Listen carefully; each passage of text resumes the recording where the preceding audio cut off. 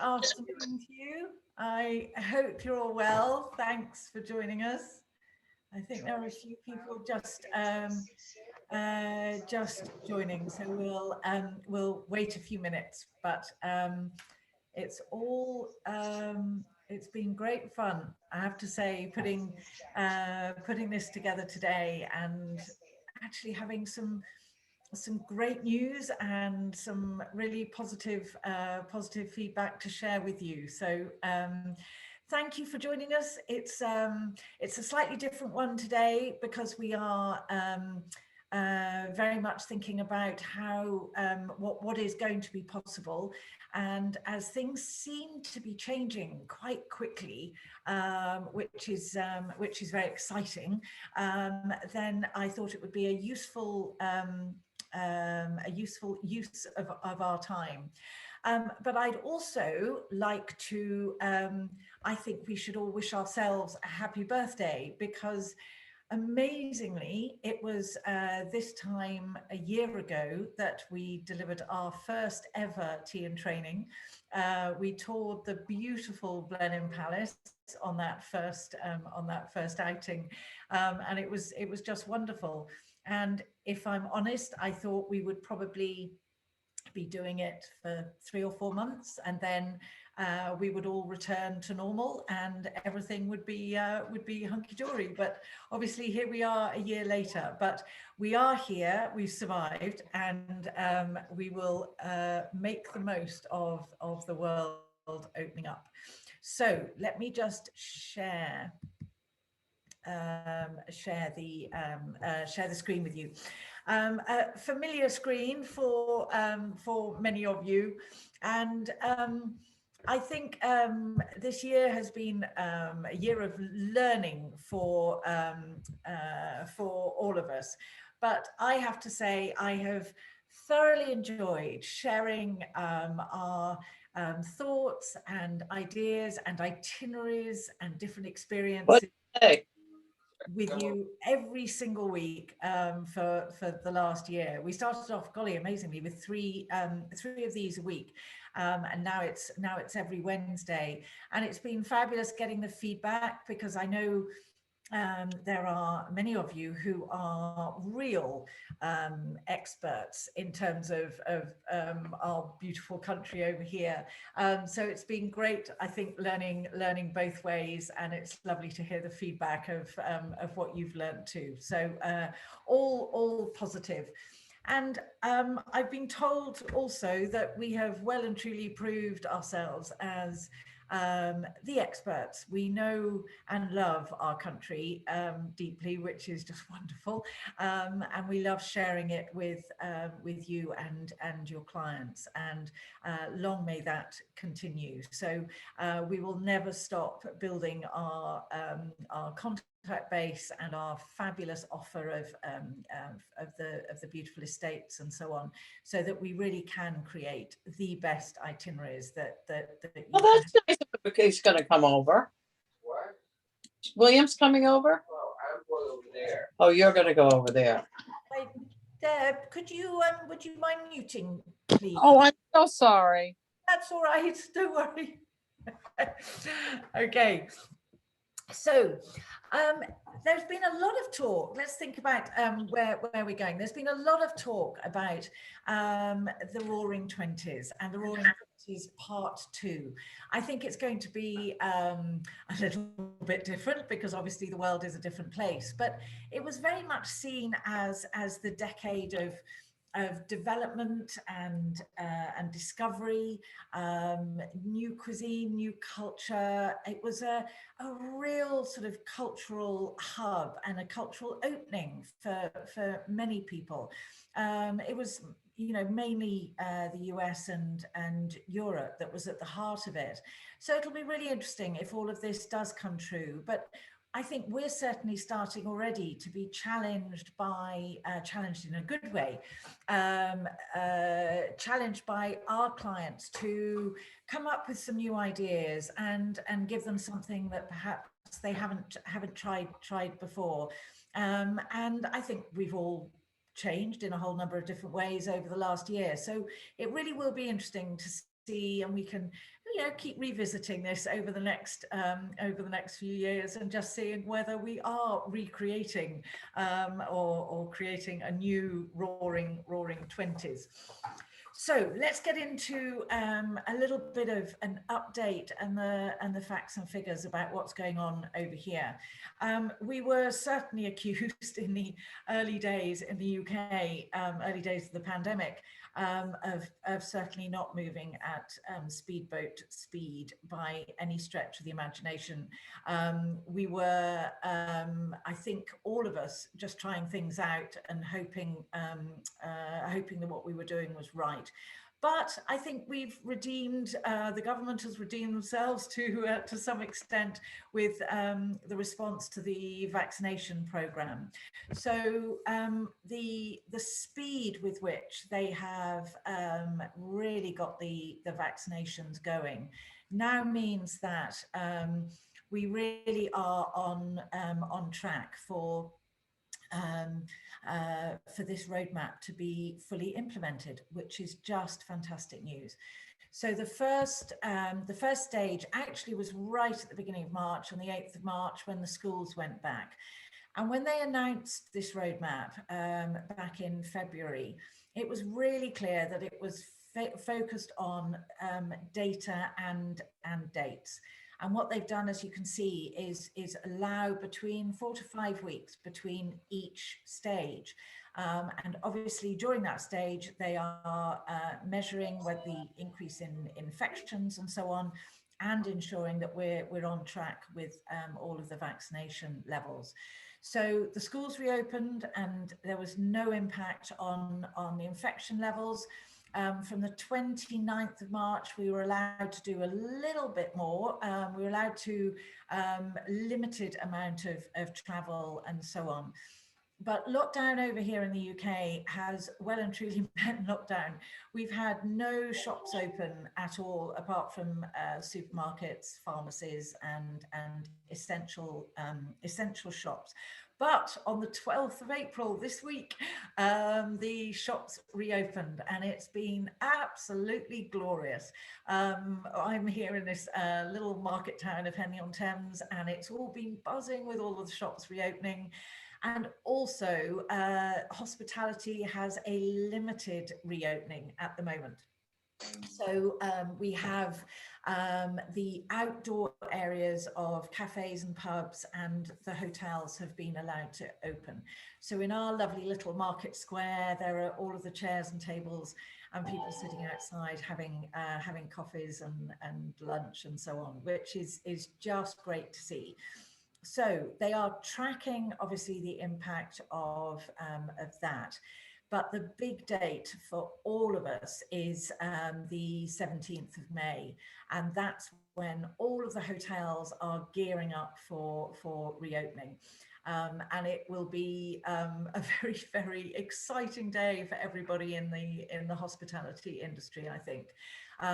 We've had a lot of debate over here about the treatment of the hospitality industry, because I think it's the third biggest employer in the country, and yet we have little or no representation at government level.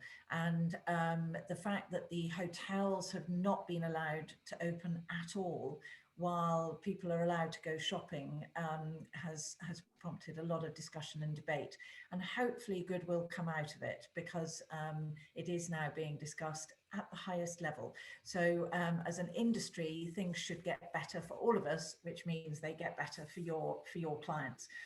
So 17th of May, hotels reopen fully, and restaurants, rooms, and the whole shebang will be open. And then on the 21st of June, as you can see, the plan is all restrictions will be lifted.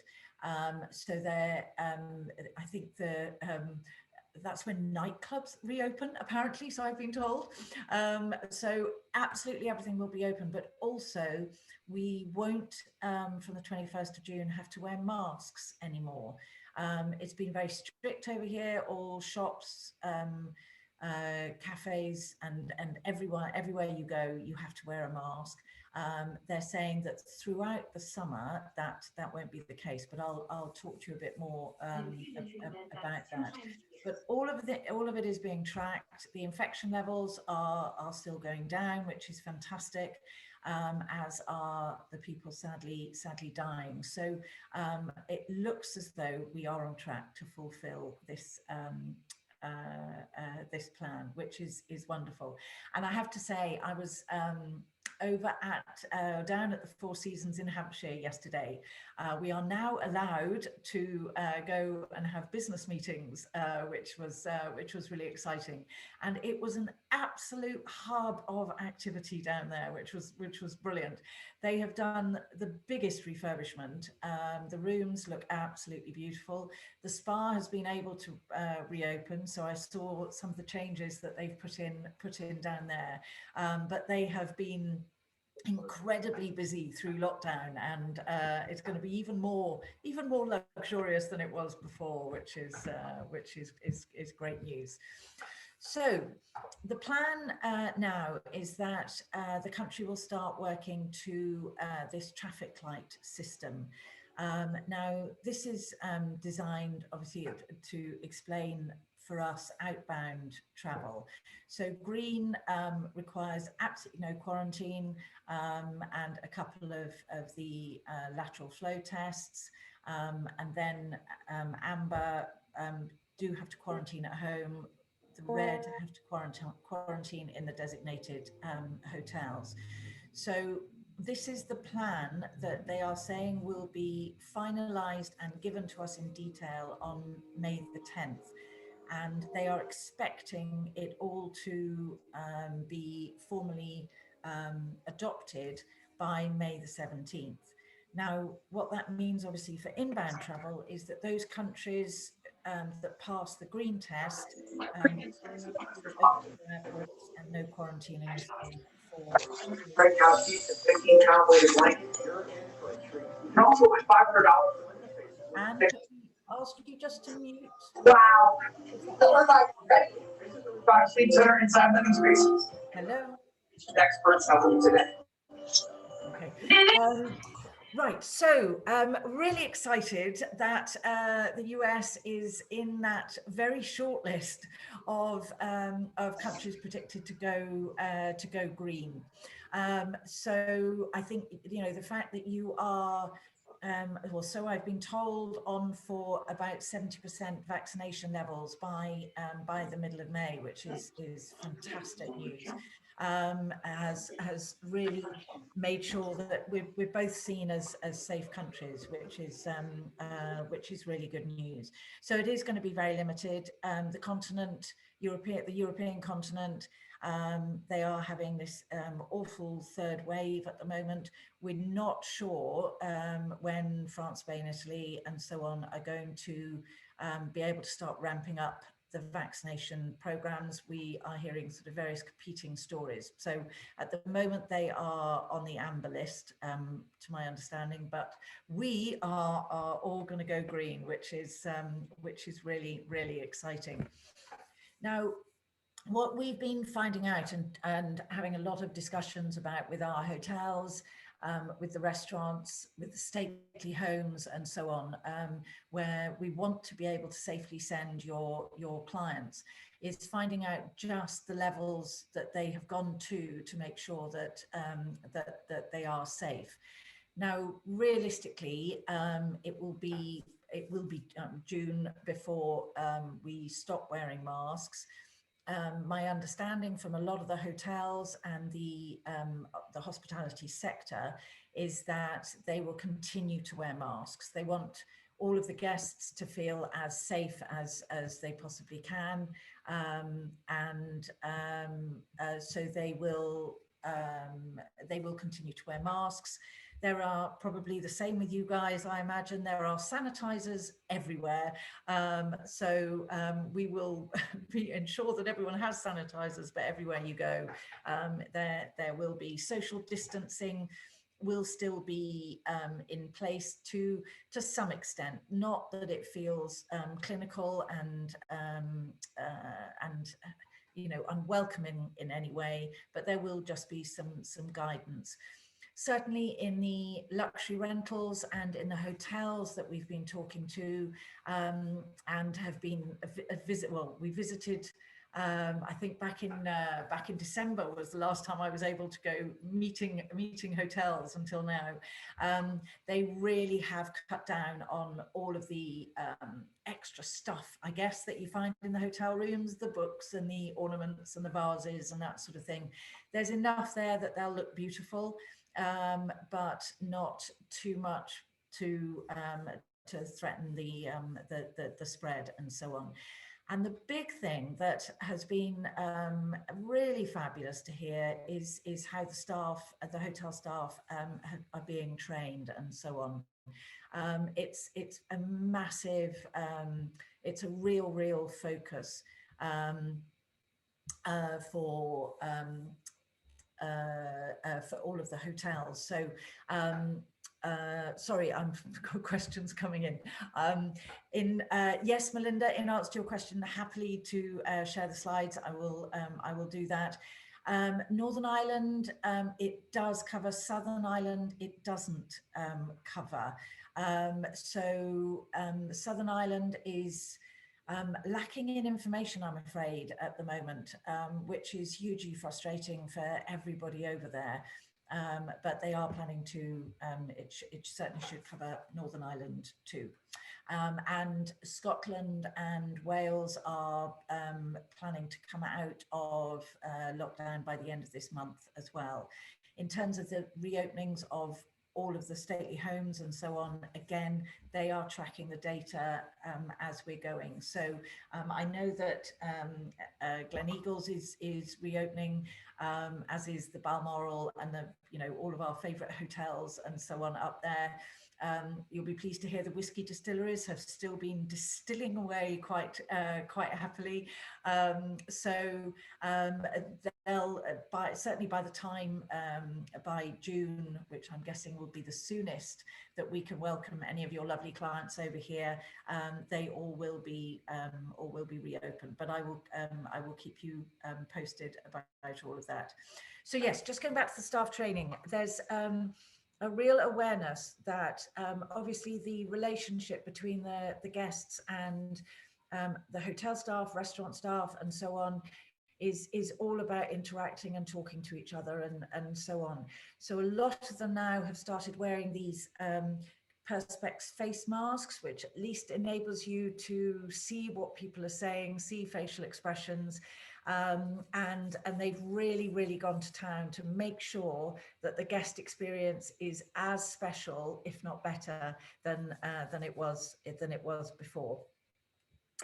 So we are working hard to get the balance right, but I also wanted to let you know about what's going to be happening and what events will still be happening, because it now seems as though we will be able to welcome you back to enjoy some of the summer events. And after the sad news this week, I had to include a picture of our dear Queen and Prince Philip, who will be very sadly missed. So the English summer season, Royal Ascot, they are still, because they are the soonest, they are still planning to, they're definitely going ahead. We're just waiting to find out the shape of the royal enclosure and how many people will be allowed in, but there will be access. Boodles is obviously the lovely tennis tournament at Stoke Park. That's a lot smaller and more intimate. It's after the 21st, so certainly should be going ahead. The latest news from Wimbledon is that they are definitely going ahead, and the debenture seats, which are the ones that we buy for your clients, will be the priority seats to be made available, and with the possibility of some additional seats. I don't think it's going to be the crammed centre court necessarily, but we can wait and see. The numbers and everything is changing so quickly at the moment. So if we have got 100% of our adult population vaccinated by then it may well be a nice full centre court, which would just be wonderful news. Henley Regatta has stuck to the postponement, but the great news is, because they were tossing up whether it was going to be at Dorney Court or in Henley, and you can't have Henley Royal Regatta anywhere other than Henley. So I'm very pleased to report that it is going to be here. The Stewards Enclosure and Phyllis Court, which is where we send most of our clients, will be fully operational. There might be slightly fewer numbers in Stewards, but Phyllis are still definitely doing all of their beautiful hospitality overlooking the finishing line. The enclosures further down the river, down by the start line and so on, we're waiting to hear, but Copus are certainly saying they are going to do as much as they possibly can down at that far end, but that's more of a locals place, so probably not going to impact your clients quite so much. And then we have some fabulous car events. September's going to be a nice busy month actually, with the Goodwood Revival and Festival of Speed, the Salon Privé at Blenheim, all of those fabulous cars parked in front of the most beautiful palace at the beginning of September. Henley Festival has been postponed to September, but really pleased that it's still going ahead with all of the fabulous Michelin star dining and the delights of wandering around in black tie, the only black tie music festival in the world. I think I can safely say, if you know differently, please let me know.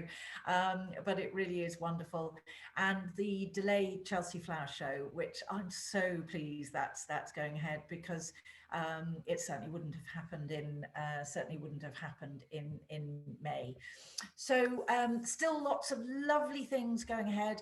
We're just waiting on Garsington and Glyndebourne for the opera. We think they are going to go ahead with slightly reduced numbers of performances and so on. But I was over at the Wormsday Estate a couple of weeks ago, and the pavilion and so on is all being prepped and ready to go. So they may just push back the dates, but we will share that with you as we learn more. So if you've got clients who are thinking of coming in September, there's going to be lots for them to go and see and do, which will be just lovely. Now, the hotels, it's a really different picture for the hotels, and has been since all of this started, really, that the country house hotels are really the place where everyone wants to be. I guess there's been a lot of talk about being outdoors. There's a lot more space. A lot of them obviously are set in the heart of beautiful estates with hundreds of acres of land and so on. So the hotels are certainly incredibly busy. All of these hotels that you can see here are planning to open on the 17th of May. They are not wasting a minute. But what's quite interesting is Fox Hill, for example, and Calcott Manor have both opened up new self-catering, really beautiful luxury, as one would expect from both of them, luxury self-catering accommodation as well. So if you have clients who would like all of the amenities and facilities of a hotel, but are still a bit concerned about being in a hotel, there are some options. Some of the hotels have worked really quickly and turn these things around very quickly, which is wonderful. Obviously Clifton has Spring Cottage, as well as does sorry, I've had a mental blank. The Dorchester Hotel, Coworth Park in Ascot. So there are sort of non-hotel based accommodation options if your guests are looking for that. Now the London hotels, have had a really tough time of it. I think there was a general movement away from staying in the city, but they have worked just as hard as the country house hotels have to make sure that they can offer your clients safety and enjoyment and luxury and the warmest London welcome as you would expect. So I mean, those are just some of our favourites. We shouldn't really have favourites, I know, but we do. So please do just get in touch if you want to know what the offer is at the different hotels, and we will happily share. We're talking to them obviously on a weekly basis, so so we're fully up to date to share that with you. Now, also something that we're certainly noticing a big change with our domestic inquiries at the moment, our wonderful staycationers, is a huge increase in requests for luxury rental properties.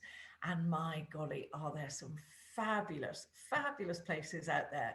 Now, not all of them might be as splendid as this. I had to share a picture of Crom Castle. Crom Castle is over in Ireland, which sadly isn't available at the moment, but it will be soon.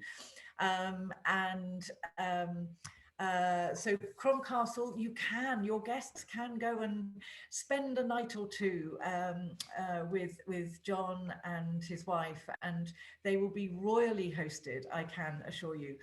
But everything from beautiful apartments in London, through to lovely family homes, through to castles set in estates like this. So you really have got every option to offer your clients. And although it won't necessarily be like a hotel in terms of having everything on offer at all times, obviously we can, what we do is arrange for the private chefs and the drivers, full housekeeping service, and so on. So they don't have to do anything more than they would have to in a hotel. They just don't necessarily have all of the amenities and so on. But there are some fabulous options, as I say, all the way through from castles to apartments. So so they have a wonderful choice. Now, as you know, we love welcoming your clients to the English countryside, and we really love it when they choose to do some of the fabulous experiences and so on. Now, the great thing about the countryside is all of the space and the fresh air, which makes it wonderfully safe. And the stately homes are all reopening and so on. And we've been constantly in touch and talking to our wonderful experts.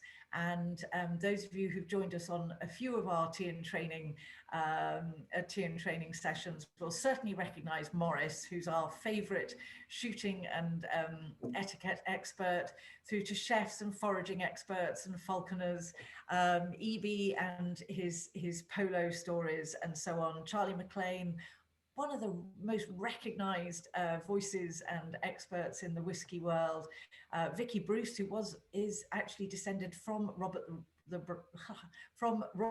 Bruce, so Scottish royalty, that's for sure, and Graham, just one of our fabulous trusted expert guides. Now, all of these guys are so looking forward to welcoming your clients back. As you know, they are absolute experts, and they also are making sure that everything is happening safely and but without there's no compromise. That's the key thing. It's safe, but it's still as enjoyable as it was. Now, talking of Maurice, he has talked to you about the fabulous shooting parties. Now, the shoots across the country, up into Scotland and so on, have obviously suffered quite significantly this year. But speaking to the estate owners and the estate managers and so on, everything is being ramped up for a seriously good season next season. So from September onwards, with partridges and so on, into the pheasant season. Oh, sorry, I should say from August, from the grouse season through partridge and into the pheasant season and so on. From August through to September, through to January, there will be some fabulous shooting. And as you know, and if you haven't had chance to listen to Maurice talking, Lord Maurice Vermoy talking about the wonders of shooting, please do have a look on YouTube. I'll share the links to the to his talks, but he will be delighted to host your clients on a fabulous shooting day. Maybe something a little less energetic, but no less popular, that's for sure. I understand that Bridgerton is has the same sort of following with you guys as it does over here. It's certainly been probably the most talked about TV series in many a long year, and we have some fabulous Bridgerton experiences, visiting the stately homes where you saw all of the parties and the balls, and where they went promenading, and down at the Royal Crescent in Bath and so on. So happy to share the Bridgerton experience with you. And they are, I think, as we speak, recording series 2, although I don't think the Duke's going to be in it, which is a bit of a shame. We do have a new Downton Abbey film coming up. They are going to be filming it over the summer, which is really exciting. So if you have any Downton Abbey fans, or just people who would love to go to Highclere. Again, as you know, we've done some fabulous filming with Lady Carnarvon, who welcomed us into her beautiful home and talked to us about Downton, and running one of our national treasures, I think it is now. So do have a look on the YouTube channel, and there's, or I will just drop me a line and I will send you the links to it all. Now, again, we are excuse me, seeing a real growth in popularity of driving tours, both in these beautiful classic car that you can see there, but also just with a guide and a driver, or just a driver guide, and really going out and exploring the countryside. And obviously there are some stunning destinations that you can head to.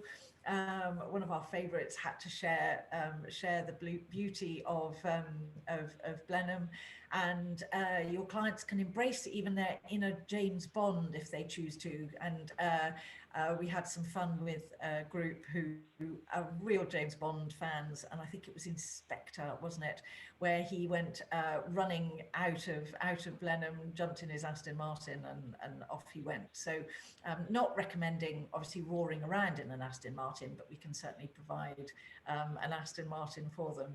But it's a lovely, obviously it's a beautiful way of seeing the countryside. We'll plan the routes, we'll book lunch and afternoon tea, and all the rest of it. Now, back to the Wormsday Estate. We were talking about Garsington earlier, and this again is something that we are being asked for increasingly, is if you've got a smallish group of friends traveling together, or a family group who want to do some lovely activities and so on, where can they go and just spend the day together and make the most of it? Well, this is the glorious Wormsday Estate with its own private cricket pitch. And this is just one of our favourite estates, where they can do afternoon tea in the walled garden. They can go clay shooting, falconry, do archery, work with a professional chef to create a beautiful afternoon tea. I mean, the options really are endless.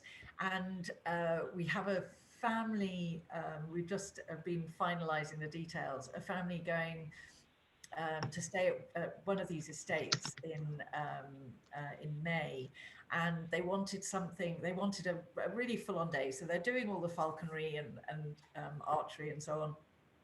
But we're also doing duck herding, because it's the most ridiculously English eccentric activity, but really is fantastic, particularly if your clients are traveling with children. It's an absolute delight. So we've got estates that we work with, obviously across the country. Wormsday is in Oxfordshire, but Hampshire, Dorset, Cornwall, Devon, you name it. We've got some beautiful estates that we can share with your clients, depending on where they want to go. So just in summary, obviously you've got to do a little bit of a plug for Humphreys while we're here, but I think the key service that we can offer for you, for your clients now, is the absolute up-to-date knowledge of what is going on the ground.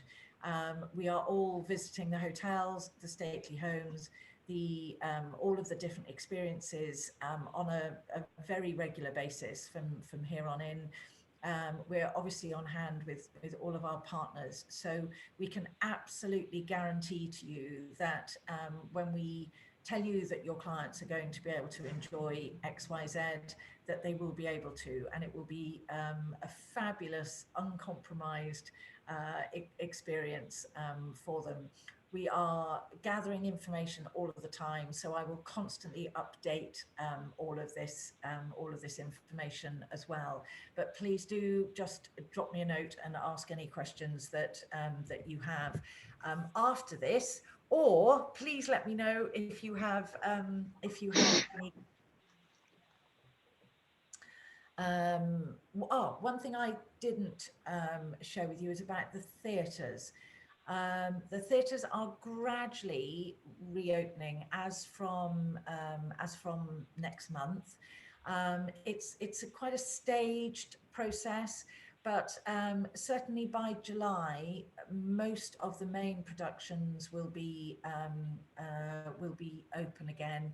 There are some that are still hesitating a little bit and giving provisional dates, but in the detailed follow-up to this, I will let you know what's maybe I'll try that one from sort of June, July time.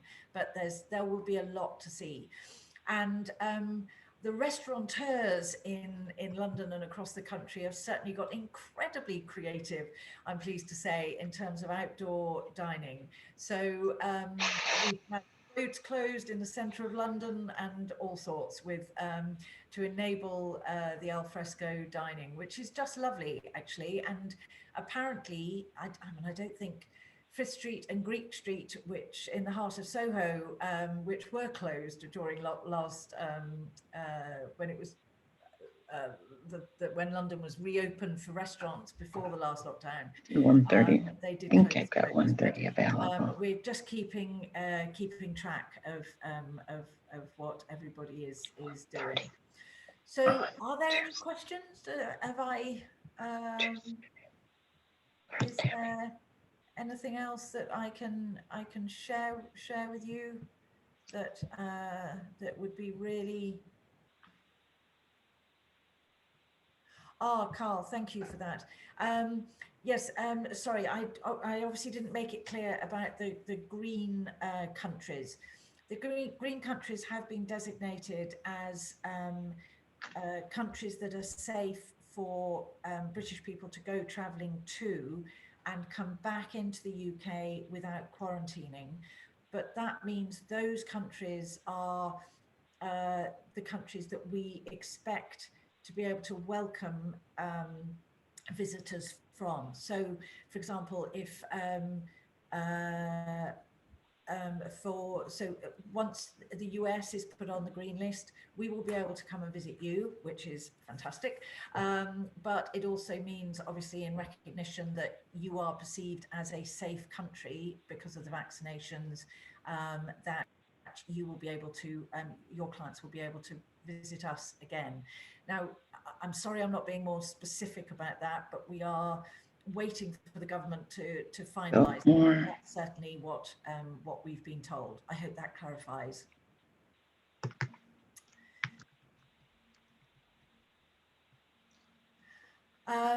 That is, that's, I've just been asked if vaccinations will remove the testing requirement. That looks unlikely at the moment, because even the green countries will require the lateral flow test. But the lateral flow test is the quick and easy one, so, and the less expensive one as well. So we are hopeful that it will just be one test before they arrive. Yeah, just one test before they arrive. There's quite there's a lot of discussion, as probably with you guys too, about vaccination passports and so on. We haven't been told what the situation is, but if you have clients who haven't been vaccinated, then I just recommend, please let's have that discussion, because the news is being updated, but it's not clear at the moment. Is there anything else that I can answer?